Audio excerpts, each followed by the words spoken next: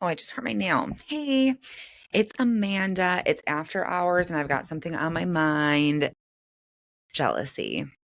Yeah, that uncomfortable, quiet little feeling that creeps in when someone else is doing the thing you want to be doing, when they're winning, growing, shining, and instead of cheering, something in you just tightens.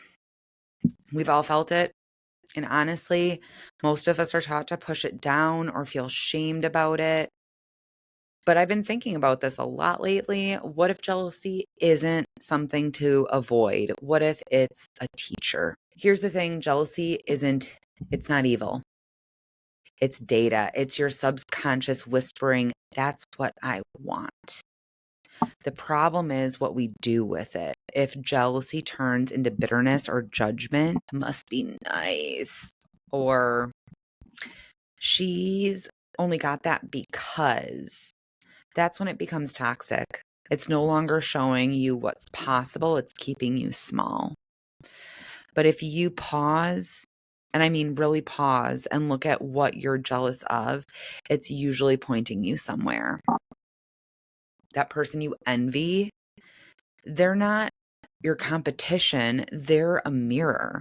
They're showing you what's possible, what's aligned for you, what's still waiting for you to claim.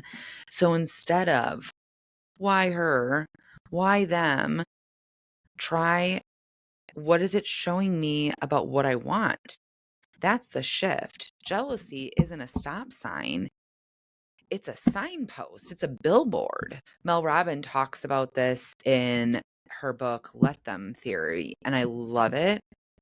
It says, let people shine, let people post their wins, let them live their dream life. Because if they can do that, it proves that you can too. We forget how big this world is. There is space for everyone. Someone else's success doesn't take away your potential, it highlights it. And it comes up all the time in business too, especially for coaches and entrepreneurs. You'll see someone online absolutely killing it and think, why am I not there yet? I've been doing this longer, or I could do that, or I could do that better. But here's the truth. Those thoughts are just jealousy trying to hand you your roadmap. It's saying, go study them, see what they're doing different, not to copy them, but to learn, to expand.